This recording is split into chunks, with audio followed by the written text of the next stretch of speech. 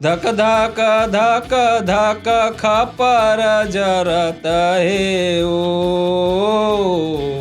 आसन डोलन लागे हो माया मोर आसन डोलन लागे हो मा अतका बहुत बढ़िया नंबर तो मिलवे कि इतना अच्छा गाना गाया थे ओकरे प्रभाव लगते कि मला 65 नंबर मिले बोर्ड में एक प्रभाव अरे मैडम मन खुश हो गए सर एदारी जो रिजल्ट देखे बार मिले है रैंकिंग देखते रहे गांव गरीब किसान मजदूर आदिवासी परिवार के लेकर मन परचम लहरा है पहले एक समय जब रिजल्ट आता रहा है तब वो अलग ही टाइप के रिजल्ट रही से लेकिन अब दौर बदल गए हैं पैटर्न बदल गए हैं नया सीजीपीएससी बोल सकते हैं का है कि जिद जो है ये है आपकी आंखें डबडबा गई है आप इमोशनल हो गई हैं कौन सी ऐसी बात है जिसको लेकर आपको लग रहा है कि भावुक वाला पल है ये एक गरीब फैमिली से आना एक बहुत बड़ी बात होती है छत्तीसगढ़ को जानना हो छत्तीसगढ़ के हाल को जानना समझना हो मौके को ये भिलाई टाइम्स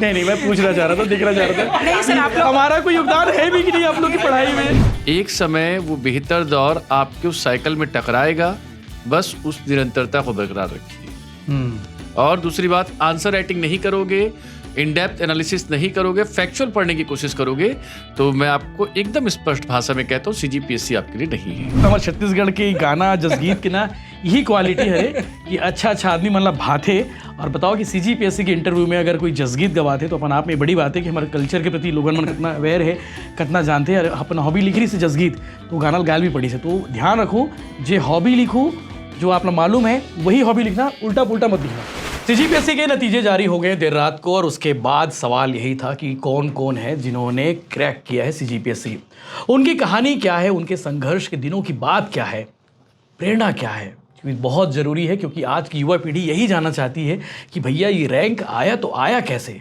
कितना संघर्ष रहा होगा कितनी मेहनत रही होगी क्योंकि इतना आसान नहीं है जितना आसान लोग सोचते हैं कोई 7 अटैम्प्ट कोई 5 अटैम्प्ट कोई 3 अटैम्प्ट कोई फर्स्ट अटैम्प्ट भी है लेकिन उसके पीछे भी मेहनत है तो आज बहुत सारे विषयों पर बात करेंगे सीजीपीएससी के रिजल्ट को लेकर मैं मौजूद हूँ थिंक आईएएस रायपुर में यहाँ के 20 से ज़्यादा बच्चों ने सीजीपीएससी क्रैक किया है इस बार भी पिछले बार का नतीजा भी बहुत शानदार था इस बार उससे भी ज़्यादा शानदार है मुरली सर हमारे साथ मौजूद हैं बताने की ज़रूरत नहीं मुरली सर के बारे में कौन है मुरली सर क्योंकि बच्चों के प्री सर कहे जाते हैं तो मुरली सर का नाम सबसे पहले लिया जाता है कि हमारे मुरली सर बहुत सरल सहज मिलनसार डांटते फाटते भी नहीं बोलते सर है सर सही बात है बिल्कुल बिल्कुल ये सर आप माइक रखिए आप जब कुछ बोलना हो तो इसी में बोलिएगा और गाड़ा गाड़ा बधाई हो पिछले साल से शानदार रिजल्ट इस साल का भी आप मतलब बहुत बहुत धन्यवाद और एक आग्रह में आप मनाया हो और बच्चा मन से मुलाकात करके कर जो खुशी बांटे के आज दिन में आप मन साथ दे कर लिए बहुत बहुत दिल से आभार अपन के सबसे पहले तो सर एक बार सबके इंट्रोडक्शन करा दीजिए कौन कौन कहाँ है उसके बाद शुभम सब लोग दिखा दो ये बिटिया जो है ज्योति साहू अभी 72वां रैंक लाए है जी और ये हमारे बड़े बिटिया जी मोंगरा पटेल जी ये लाए है बार 86वां रैंक और हमार बड़े लड़का जी राकेश देवांगन ये लाए बार 112वां रैंक बिल्कुल सर एदारी जो रिजल्ट देखे बार मिले है रैंकिंग देखते रहे गांव गरीब किसान मजदूर आदिवासी परिवार के लेकर मन परचम लहरा है पहले एक समय जब रिजल्ट आता रहा है तब वो अलग ही टाइप के रिजल्ट रही से लेकिन अब दौर बदल गए हैं पैटर्न बदल गए हैं नया सीजीपीएससी बोल सकते हैं का है जो विगत के जो परिणाम रहे से हुआ तो हतोत्साहित हुए के बाद जी ये बच्चा मन हा अपन आप ला जो अनुसार से ढाली से जी और लगातार डेडिकेटली अपन पढ़ाई जो कंटिन्यू करी से ये वास्तविक एक बन के सफलता के राज इंतजार करते रहे धैर्य रख बिल्कुल काबर हमार बारी आई ऐसे तमाम प्रकार के नानावर जो तमाशा हुई से ओकर बाद भी बच्चा मन अपन आप में कॉन्फिडेंस ला बरकरार रख पाए ये बहुत बड़े एक विचार होते अपन आप में तमाशा करिस ते मन हटंगे है बिल्कुल सही बात है और ये अंदर आवे काबिल है और कई वर्षों के संघर्ष से बाद जो एक सुनहरा जो एक मौका जो टकरा है ना वो एक दिन के कोई पन्ना न होगा मन के कई साल कई रात जगे हो ही कई बार रोए हो ही है कई बार मुरे डांट में रोए तो कई प्रकार के कह सकते हो एक अप्रत्यक्ष रूप से टॉर्चर सहे के बाद आज इस सफलता के मुकाम पाए है और मैं हमेशा कहता हूँ कि सब कुछ क्रेडिट एकरे बन के अपन तो एक सिर्फ माध्यम और दूसरा बात जो मैं हमेशा कहता हूँ मतलब कि सफलता यही नो है, अभी सफलता और आगे है, बाकी है, ये बात ला सब बच्चा ले याद रखना। बिल्कुल।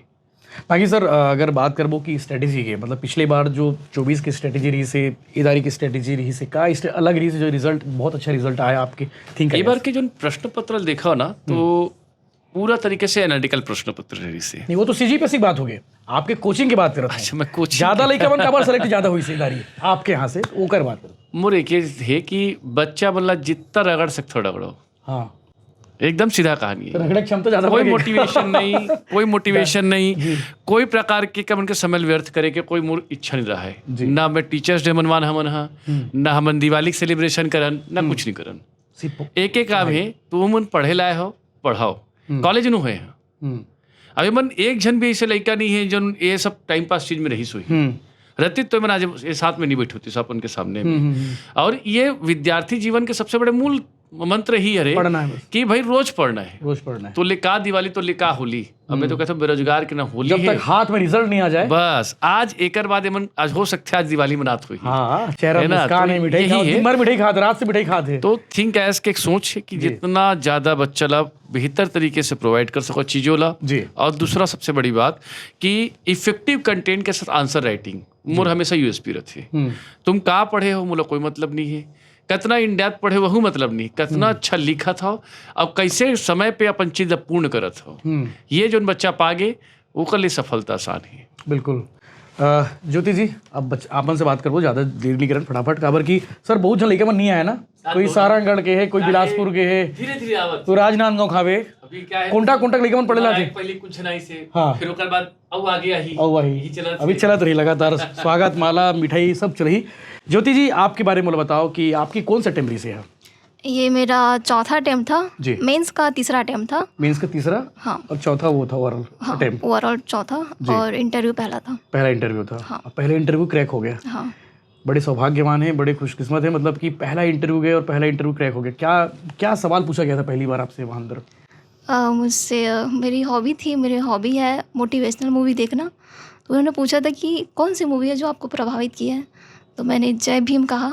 जय भीम हाँ जी। तो उन्होंने खूब चली थी पिक्चर, हाँ खूब सोशल मीडिया पे चली थी, बहुत बहुत ट्रेंड हुई अच्छी थी मूवी है। जी तो उन्होंने भीमराव अम्बेडकर के बारे में पूछा, जी छत्तीसगढ़ की जो संस्कृति उनके बारे में पूछा, भूगोल के बारे में पूछा, जी। हमारे देश के जो मंत्री हैं उनके बारे में पूछा, पेशा एक्ट, देश के FRA मंत्री, एक्ट, स्टेट के मंत्री, देश के मंत्री, किसके बारे में पूछे थे? स्वास्थ्य मंत्री कौन है, तो नड्डा साहब नाम बताया आप? जी, जी और पर्यटन मंत्री, जी।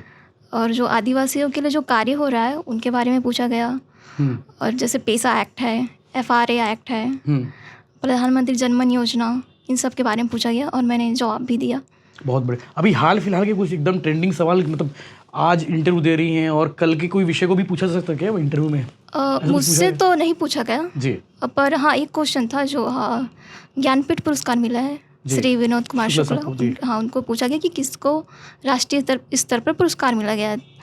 तो ऐसे ही लाइफ टाइम में याद नहीं आता पर मैंने कोशिश की और तीसरे बार में मैंने बताया जी। कि ज्ञानपीठ पुरस्कार मिला है। ऐसा कितने मिनट चला होगा आपका इंटरव्यू?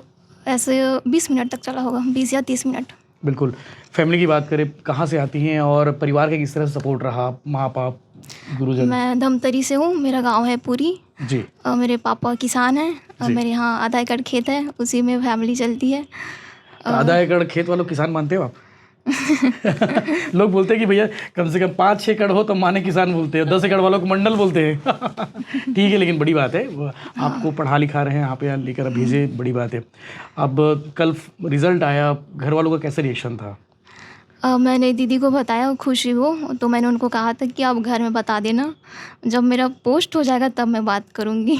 अभी बात नहीं हुई है? नहीं, अच्छा, पोस्ट अभी अलॉट नहीं हुआ है ना? अलॉट नहीं हुआ है जी। तो फिर मैंने कहा जब मेरा पोस्ट आएगा तब मैं बात करूंगी। अभी तक बात नहीं हुई है? नहीं, मेरे फैमिली मतलब मम्मी पापा पढ़े लिखे नहीं तो उनको रैंक वैंक समझ नहीं आएगा। जी, रैंक वैंक समझने डायरेक्ट सीधा बताएंगे कि भाई ये बन गई हूँ। हाँ, तो दीदी ने बोला कि आप मिठाई तैयार रखना, उनको पोस्ट मिलेगा तो गाँव में बांट देना।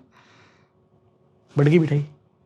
पोस्ट नहीं आया है अभी, जब पोस्ट आएगा तो बटेंगे। बहुत शानदार, मतलब जिद जो है ये है, आपकी आंखें डबडबा गई है, आप इमोशनल हो गई हैं। कौन सी ऐसी बात है जिसको लेकर आपको लग रहा है कि भावुक वाला पल है ये? और एक गरीब फैमिली से आना ये बहुत बड़ी बात होती है, बहुत स्ट्रगल करना पड़ता है। रायपुर में रहना, खर्चा, हॉस्टल, मेरी दीदी का बहुत सपोर्ट रहा, जॉब करती हैं वो प्राइवेट, तो उन्होंने कहा कि पापा तो नहीं पढ़ा पाएंगे, मैं पढ़ाऊँगी। उनका कंट्रीब्यूट मैं कभी ऐसे मैं चाहती हूँ उनके लिए कुछ करूँ, क्योंकि उन्होंने यहाँ तक मुझे भेजा है। मेरे सर है यहाँ जिनके द्वारा मुझे CGPSC के बारे में पता चला, शशांक सर ITI में मुझे पढ़ाते थे। उन्होंने कहा तुमको करना चाहिए, तुम्हारे 10th में मार्क्स इतने अच्छे हैं। तो मैंने नंबर 85 में फर्स्ट आई थी अपने 10th क्लास में। ग्रेट। 12th में 76%। ग्रेट, बहुत बढ़िया। तो मैंने कॉलेज किया। वाकई में सर भगवान भी परीक्षा लेता है, ये मैं मानता हूँ। और आप मेरे सामने बैठी, ये जीता जाता उदाहरण है कि भगवान ने आपकी ज़िंदगी में मतलब क्या क्या नहीं दिखाया, और आप डटी रहीं, लगी रहीं, भिड़ी रहीं, मैदान नहीं छोड़े, और आज रिज़ल्ट आपके हाथ में है। तो ये जो रैंक आया है, इससे संतुष्ट हैं?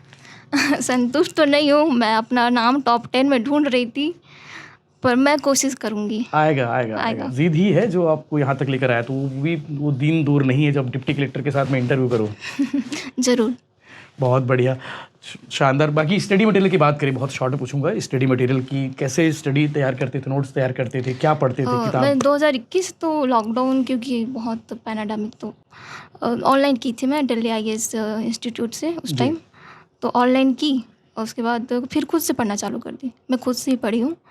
और 2022 में मेरा पहला प्री निकला था। उस टाइम मम्मी का तबीयत ख़राब हो गया था, तो मैं उनका ट्रीटमेंट कराती थी, अप डाउन करती थी धमतरी से रायपुर एम्स में, साथ में पढ़ाई भी करती थी। तो ये था कि मेरा प्री निकालना है कैसे भी 2020 का। एक बार निकल गया तो मेरा कॉन्फिडेंस बढ़ेगा, तो मैंने कैसे भी करके पढ़ाई की, निकाला प्री।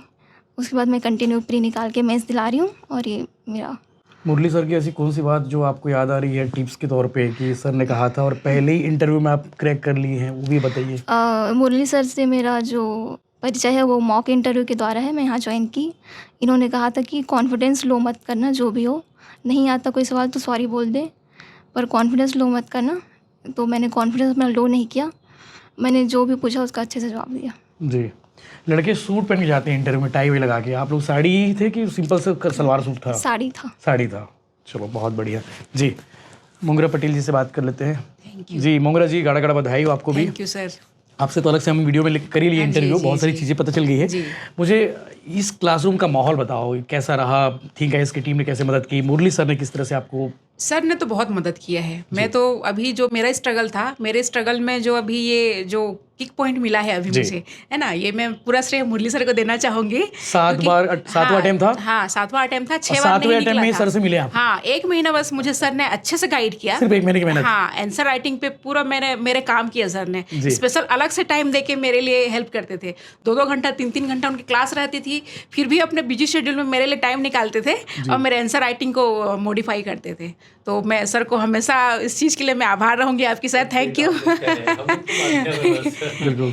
जी जी देवांगन जी, राकेश देवांगन, आप कहाँ से आते हो? मैं मतलब रायपुर जिला से ही, ग्राम खरोरा का। कौन से गांव? ग्राम खरोरा। खरोरा गांव। नगर पंचायत। ये योगेश के पड़ोसी गांव वाले उगरे जाए गांव। बहुत बढ़िया। तो आपके कौन सा टाइम रही से? ये मोर 8वां रही से। 8वां रही से, मतलब आप 6वां मेंस रही से और 4था इंटरव्यू है। अरे बाप रे, ते तो एकदम ये दारी हो गई फाइनली। हाँ, मतलब हो गए, लेकिन संतोषप्रद नहीं हुए। कहाँ रैंक है भैया? मोर 112 रैंक है। 112 रैंक। क्या पोस्ट मिल सकते हैं? वो ESI मिली, मतलब आबकारी उप निरीक्षक। जी जी जी। मतलब अभी डिप्टी कलेक्टर अभी भी निशाना में हवे? हाँ, निशाना। और लेके आना ही होला? वो आना छे, किला पता करना छे। किला पता करना है। आप लोग का पूछ रही इस इंटरव्यू में? मोला तो करेंट अफेयर के सवाल रही से जी। और मोर छत्तीसगढ़ी जस गीत हॉबी है, तो हॉबी जस गीत गवाई से। का गाना गाइस भैया? दुकान तो जी किसका? आओ, मैं गाया हूँ का एक लाइन गनगनाने लगी। तो हम ये समझ की मुरली सर के बोर्ड है। हम दोनों पैनल में बैठे ना, और तो पूछा था कि गजस गीत गा के बता। यही नहीं बता। बताओ, ये गाना गा के भी नंबर ला ली। बोले सैयारा वाला तेरे रसना? सैयारा नहीं, छत्तीसगढ़ी जस गीत कहा। नहीं, एक जन कोई सैयारा वाले भी नहीं। सैयारा भी गाया, मोर मित्र ही है। वो घर से मिला में बोला पिक्चर देख के बिलासपुर वाला है। जी। तो का गा रहे हो जी जसगीत में? और कौन ना भारी सौग रही जसगीत सुनने के बाद? वो मैडम आप पूछी थी कि आपका हॉबी ये है। कौन से बोल रही थी आपके? मोर निताम सर के बोल रही जी थी। जी जी हाँ, तो वो मैम लास्ट में मतलब 3 जन सर पूछी थे और वो तीसरा नंबर में आरपी मंडल सर रही से। अरे वाह हाँ, पूर्व मुख्य सचिव जो जी है। जी रिटायर्ड और वो मतलब 2 बार गुड भी मोली से मोला। जी। और ओकर बाद जब लास्ट में मैडम के इंटरव्यू आई से तब वो पहला ही सवाल है कि आपका हॉबी छत्तीसगढ़ी जज गीत सुनना और गाना है ऐसे करके, तो आप 2 लाइन गाइए ऐसे करके। हाँ। तब मैं गा के सुनाया है ऐसे करके। तो एक विसर्जन गीत है जिन लगाया है तेन मैं गा देता हूँ। जी। जोत जवारा होथे माता विसर्जन तोर, आँखिले आंसू बरसे कल्पथे मन मोर, कल्पथे मन मोर, कल्पथे मन मोरे, कल्पथे मन मोर।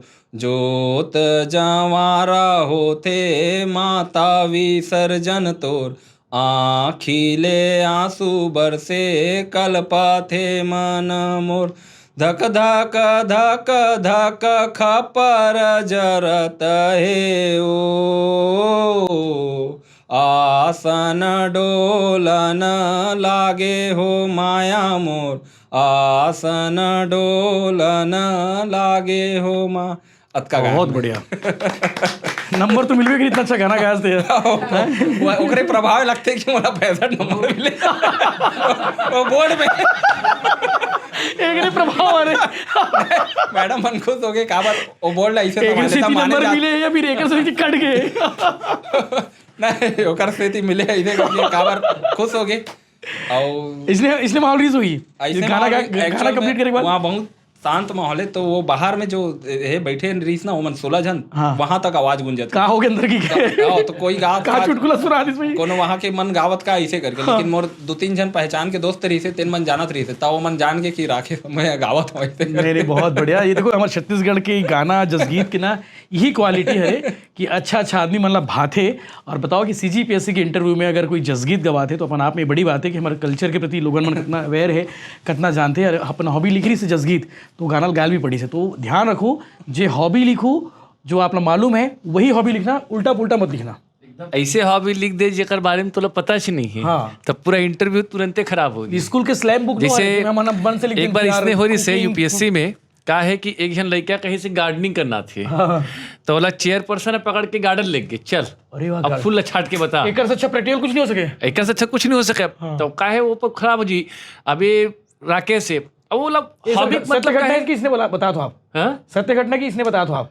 नहीं, ये वास्तविक घटना है। अपने छत्तीसगढ़ वास्तविक घटना है, UPSC बता तो आप। अच्छा UPSC में है ना, हमारे CGPSC में नहीं हुए, एक आध बार हो जी, अलग बात है ना। तो यही है हॉबी का मतलब है जो आप मन अच्छा लगते, और दूसरा जो खाली समय में आप मन करते हो, चाहे वो मोबाइल गेम भी खिलत हो ना, वो अपन हॉबी लिख सकते हो। बिल्कुल बिल्कुल। हॉबी का मतलब दिखावा कर मैं नॉवेल पढ़ता हूँ, फ्रिक्शनल नॉवेल पढ़ता हूँ। वो फेसबुक में लिखते थे ना दुनिया भर के वो है, वो तो फिर बेकार चीजें जो आते जैसे लव जसगीत आते और मुगरल कुछ अहे आते क्या कहते किचन गार्डनिंग आते हैं, तो वो इसने रखना है जी। बाकी सर जो आज की युवा पीढ़ी देखा थे जेकर मन के सिलेक्शन नहीं हो पाया है, किसी वजह से चूक गए, किस नंबर से चूक गए, बैड लक हो गए, क्या करना चाहिए सही समय का स्ट्रेटेजी पढ़ाई करे बारे का रणनीति रखना चाहिए? मुल्ला एक चीज़ बस ध्यान रखना है जो मैं हिंदी में भी एकदम से यूज़ कर रहा था कि सब बच्चा समझ पाए जी। आपको सबसे पहले तो ध्यान रखना है कि अपनी कंसिस्टेंसी और आंसर राइटिंग की जो प्रैक्टिसेस है उसको छोड़ना नहीं है। अपने केस आप नहीं सेलेक्ट हो पाए हैं तो it's not an a part of final destination. आपको स्वाभाविक सी बात है, ये एक बैरियर है। ये बैरियर को अगर आपने अपने ऊपर हावी होने दिया, चाहे वो बिगिनर बच्चा हो, चाहे वो 5 साल या 10 साल तैयारी करने वाला हो, ये मान के चलिए एक समय वो बेहतर दौर आपके उस साइकिल में टकराएगा। बस उस निरंतरता को बरकरार रखिए। और दूसरी बात, आंसर राइटिंग नहीं करोगे, इन डेप्थ एनालिसिस नहीं करोगे, फैक्चुअल पढ़ने की कोशिश करोगे, तो मैं आपको एकदम स्पष्ट भाषा में कहता हूँ CGPSC आपके लिए नहीं है। अगर आप आंसर राइटिंग नहीं करना चाहते हैं, सिर्फ फैक्चुअल पर रहना चाहते हैं, और दूसरी बात सोचने की क्षमता को विकसित नहीं करना चाहते हैं, तो आपके लिए PSC नहीं है। क्योंकि कारण क्या है, सिर्फ भीड़ बढ़ाना टाइम पास करने मत उद्देश्य नहीं है। और ये दिखाना कि मैं CGPSC की तैयारी कर रहा हूँ या कर रही हूँ, ये अपने आप को धोखा देने जैसा है। माँ बाप को भी इसलिए इन बच्चों से सीखना होगा आपको, और इन्हीं के जिस तरीके से उन्होंने प्राप्त किए तमाम बच्चे जी जो अलग अलग रैंक लाए हैं, तो उनको जो स्ट्रैटेजी है उसको इम्प्लीमेंट करना है और उसको जो मैजिकल रैंक है वो प्राप्त करना है। बिल्कुल, यही मेरी शुभकामनाएं उन बच्चों के लिए जो आगामी जो भविष्य में एक नए मुकाम की ओर जो देख रहे हैं। मेरा इतना ही छोटा सा उनके लिए एक प्रेम संदेश होगा और कुछ नहीं। बिल्कुल। एक सवाल और लास्ट करेंगे। करंट अफेयर की बात करें ज्योति जी आपसे, करंट अफेयर आप किस तरह तैयारी करती थी, कैसे तैयारी करती थी इसकी? मैं यूट्यूब से करती हूँ करंट अफेयर्स की तैयारी। क्या वीडियो देखती थी, कौन सा वीडियो? CGPSC पाठशाला। CGPSC पाठशाला, बहुत बढ़िया। और न्यूज़ वगैरह का अपडेट कैसे? न्यूज़ में नई दुनिया का न्यूज़ पढ़ती हूँ। अखबार। हाँ जी जी जी, बहुत बढ़िया जी। ठीक है, थैंक यू वेरी मच। आप कैसे अपडेट रहती थी करंट अफेयर के लिए? करंट अफेयर को लेके एक अंकित अवस्थी सर का एक उसमें यूट्यूब में आता है जिसमें नेशनल इंटरनेशनल सारे न्यूज़ रहते हैं। मैं करंट अफेयर वहाँ से कवर करती हूँ। इसके अलावा मैं डेली दैनिक भास्कर भी पढ़ती हूँ। बहुत बढ़िया जी। मैं 10 साल उस भास्कर उसमें रहा, ग्रुप में रहा, मुझे मालूम है वो हम लोग लिखते तो उसको पढ़ने वाले लोग अच्छे से। हाँ, उसका संपादकीय अच्छा है। इसके अलावा पत्रिका में भी कुछ संपादकीय अच्छे आते थे, तो उसको भी मैं। एन रघुरामन जी का कॉलम पढ़ती हैं आप? किसका? एन रघुरामन जी का मैनेजमेंट फंडा। हाँ, पढ़ती हूँ sir. Thank you very much. हो गया, फिर वो पढ़ ली तो बहुत शानदार। हाँ, वो बहुत अच्छा लगता है उसको पढ़ने में। मैं बस वो जो संपादक मोटिवेशन के लिए विजय शंकर मेहता जी पढ़ लो। हाँ, एक गुलाब कोठारी सर का भी आता है पत्रिका में। जी, तो वो भी बहुत अच्छा रहता है। और करंट अफेयर इसके अलावा प्रीलिम्स के लिए तो मैं अर्जुना का करंट अफेयर प्रिफर करती थी। उसको मैं पूरा तीन से 4 बार रटती हूँ मैं उसको प्रीलिम्स के लिए। तो प्रीलिम्स में अगर 10 क्वेश्चन आ रहे हैं तो 7 क्वेश्चन उससे बन जाते हैं। बिल्कुल जी। करंट अफेयर के लिए मैं इतना ही, इससे ज़्यादा और नहीं करती हूँ। छत्तीसगढ़ को जानना हो, छत्तीसगढ़ के हाल को जानना है, समझना हो मौके को, ये भिलाई टाइम्स।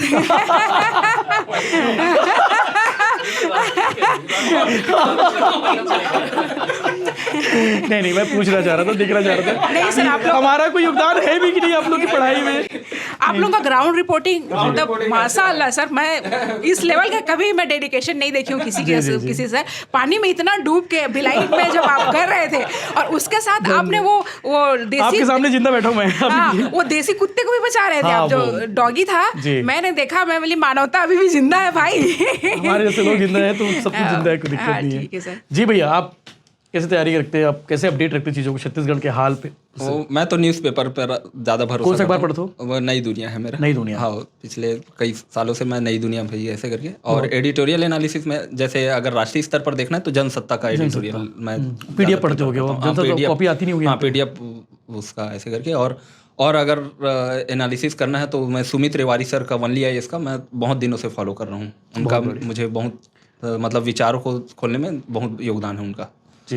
मैं इसलिए बुलवा रहा हूँ सर, ताकि जो बच्चे देख रहे हैं उन्हें उनको बैठे बैठे चीज़ें पता चल जाए कि क्या पढ़ना है, क्या नहीं पढ़ना है और क्या काम का हो सकता है। और छत्तीसगढ़ स्तर पर अगर वही जानकारी लेना है तो आपका यूट्यूब चैनल तो छत्तीसगढ़ के स्वास्थ्य का पता चलता है। और बस्तर के स्वास्थ्य देखना है तो बस्तर जंक्शन के लिए बस्तर टाकीज वाला वो विकास तिवारी सर का, तो वो उससे हमारा मतलब बहुत सारा अपडेट मिल जाता है और एक विचार भी बना है बहुत हद तक छत्तीसगढ़ में क्या मुद्दे चल रहे हैं। जो समसामयिक मुद्दे छत्तीसगढ़ से आपके से बिल्कुल, और बहुत सारे मुद्दे आपके द्वारा भी उठाए गए, चाहे CGPSC से रिफॉर्म हो या बहुत सारे चीज़ हो, वो जो भी है हम लोग जब भी आपसे संपर्क किए। भर्ती वाले सर ऐसा है कि मतलब पता नहीं क्यों मेरे DNA में घुस गए, वो रोज एक वीडियो बनना है भर्ती से रिलेटेड। आप युवाओं के बीच में आ गए ना। हाँ, सर मैंने ये है कि जीरो में, हाँ उनको जीरो में आपसे जो भी रिक्वेस्ट करते हैं आप मतलब उस चीज को ध्यान देके मैं खड़े रहता हूँ, मतलब ये चीज निष्पक्ष रूप से, किसी का पक्ष नहीं ऐसे करी तो वो चीज आप अच्छा लगता है हम लोग को कि हाँ आशीर्वाद दो, ऐसी बने रहे। और आप लोग को शुभकामनाएं ढेर सारी।